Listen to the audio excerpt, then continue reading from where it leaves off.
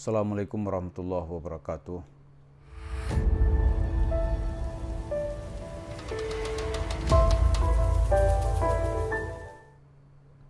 Para pemirsa, membahas Mansur ini kita kadang-kadang perlu menganalisa dari berbagai pendekatan.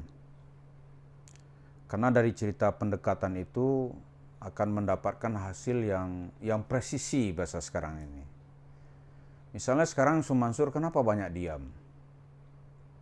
Terakhir ada sedikit marah-marah, satu dia berpenampilan kalem gitu. Jadi cerita saya butuh uang 1 triliun itu tadi sudah nggak ini kemana-mana gitu. Dia mau jual pay trendnya gitu. Udah nawar 4 triliun, ya jual lah, kan nggak, kenapa nggak dijual-jual gitu. Jadi untuk membahas Mansur ini kita teringat dengan rumusan Sun Tzu.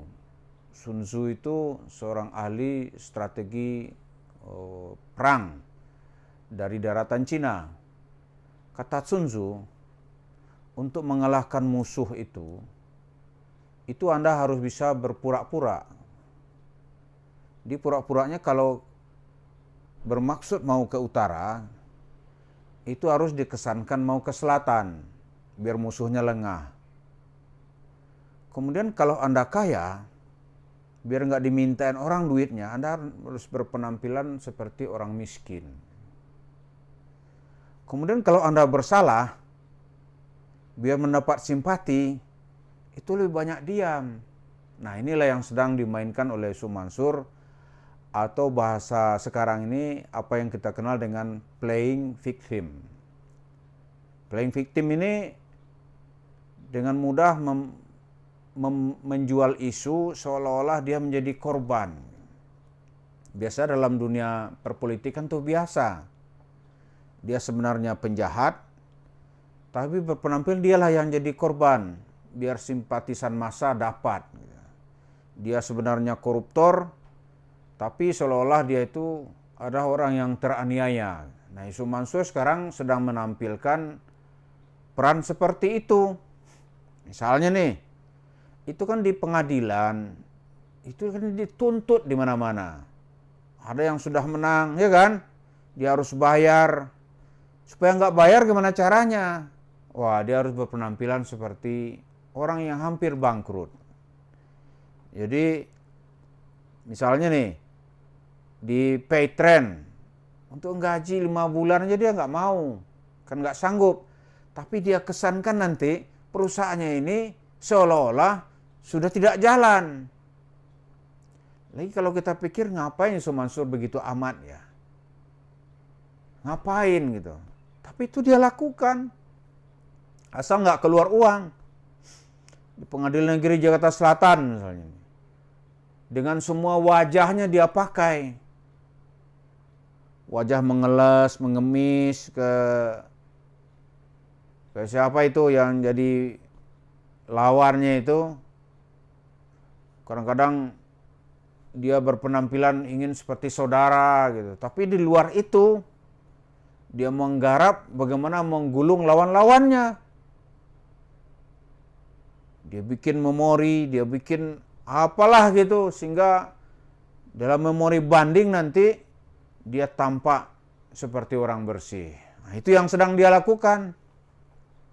Jadi penampilannya sekarang ini nampak dia tuh agak kalem. Kenapa? Karena kalau sedikit saja dia berbicara, orang langsung menyerang. Misalnya belum lama ini di TV One itu ada dialog atau ada diskusi membahas tentang iklan atau tayang di televisi Ganjar nampak ngajak orang sholat atau azan dan sholat gitu. Nah, Mansur tampil. Coba aja lihat respon orang gitu. Oh, respon keras-keras ke dia. Dia tahu. Karena itu dia sekarang ini agak diam, berpenampilan seperti orang yang teraniaya. Dia ingin meraih simpati, nanti orang nggak mengerti, ya udahlah, kasihan gitu. Begitu gayanya. Kemudian karena dia lagi mau nyalek sekarang ini, dia kan mau berpikir nih, kalau sebagai dai, di atas mimbar, dia kan dapat duit. Nah sekarang dia takut itu. Kalau dia berkunjung, dia keluar duit. Dia maunya diundang ketemu tim sukses atau ketemu masanya. Tapi dia harus dapat duit, gimana caranya gitu. Nah, dia sekarang ini berpenampilan lembut, nggak marah-marah gitu. Biar nanti datang juga disanguin, dikasih amplop. Jadi dia pengen dapat kursi DPR, tapi jangan keluar duit. Nah inilah, ini strateginya. Tampilannya lunak, diem gitu. Cerita dia punya helikopter, nggak lagi ditampil-tampilin. Dia keluar pakai mobil Ferrari, nggak lagi ditampilin. Kenapa? Kalau itu yang dia tampilkan setiap dia berkunjung ke dapil dia, wah itu tim susah minta duit yang banyak. Karena kan begitu ceritanya. Jadi dia mencoba mempermainkan suasana ini, seolah-olah dia sekarang ini sedang diserang di mana-mana. Dia menjadi korban. Padahal orang tuh bukan menyerang karena orang sudah jadi babak belur. Korbannya begitu banyak gitu. Dan secara dalil-dalil agama dia tuh salah. Coba kita mau tanya sekarang ini. Siapa kiai yang berani membela dia? Coba. Kalau nggak dibantai orang cuma kiai-kiai itu. Kiai mana yang bisa membela dia? Nggak ada. Yang kedua, dunia terbuka itu orang terbuka kepada akses referensi. Emang Mansur siapa? Referensinya mana? Ya, nggak ada. Kapasitas ya. Untuk bicara agama, ini yang genuine agama ya, misalnya dari dalil-dalil, itu nggak ada sebenarnya. Nggak ada. Cuma karena retorikanya hebat, dalam rentang tahun yang panjang ini, dia sudah bisa meraup uang yang sangat banyak. Nah, sekarang di akhir tahun 2023 ini, karena memasuki tahun politik 2024, dia tampilnya sekarang saya lihat, ini kok hamba Allah ini hebat sekali permainannya ini. Dia kalem gitu, pakai peci, ya kan? Pakai baju batik, tenang. Dia nggak ini sekarang dia tidak responsif dan tidak ngancam-ngancam. Tapi sebetulnya dia berubah enggak gitu. Menurut pemahaman saya dia tuh hakul yakin tetap pada posisinya. Dia tetap berambisi meraih uang sedekah. Kalau ada kesempatan dia akan datang itu daerah-daerah yang kita nggak tahu. Misalnya ke Saudi kita kan nggak tahu ya. Paketnya ke kita umroh, tapi di sana ada timnya mengatur apa melalui mukimin di sana dia ketemu dengan TKI dan TKW kita. Wah itu ladang Mansur itu untuk ngambil uang. Jadi secara doktrin Mansur itu tidak ada perubahan. Secara watak nggak mungkin dia berubah gitu. Dan secara kejiwaan juga nggak akan ada perubahan. Karena sejarah hidupnya yang panjang itu, dia merasa mendapatkan uang dengan cara seperti sekarang ini. Kalau dia merubah posisi, dia nggak dapat duit. Takut dia.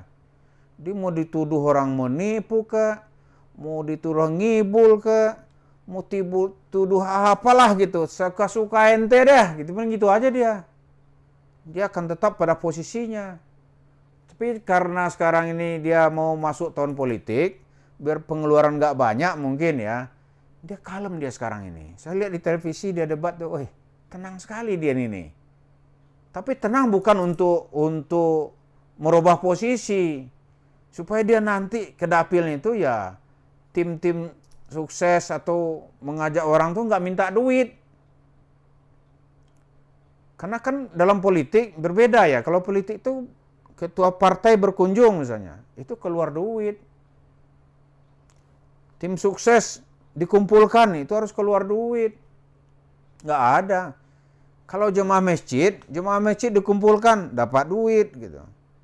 Dia ceramah di masjid, naik mimbar, turun mimbar, dapat duit.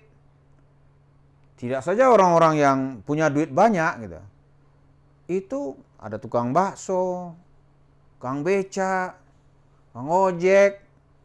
Itu kan dihibur sama dia semua itu. Kalau dihibur dan dikibulin, sedekah motor nanti dapat mobil. Ada kebetulan sedekah mobil akhirnya jadi bangkrut. Itu lain soal, dia nggak bisa lagi, Mansur nggak kenal akhirnya itu. Aneh kagak kenal ente, paling gitu aja dia. Kalau ada bukti, dia mencoba seapa mungkin, pengembalian itu nggak ada tuh cerita-cerita berlebihan, kerohiman kan namanya, bagi keuntungan, nggak ada itu. Itu kalau ada bukti.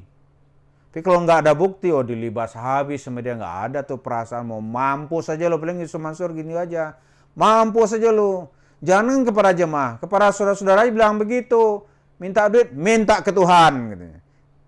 Enak aja lo minta duit gua, minta ke Tuhan sana, biarkan Tuhan bekerja. Kan begitu bahasa-bahasa dia dengan bahasa kurang ajarnya. Gitu. Oke, terima kasih. Jadi kita jangan tertipu dengan penampilan yang nampak kalem, sebenarnya dia tetaplah seperti yang sebelumnya. Terima kasih. Assalamualaikum warahmatullahi wabarakatuh.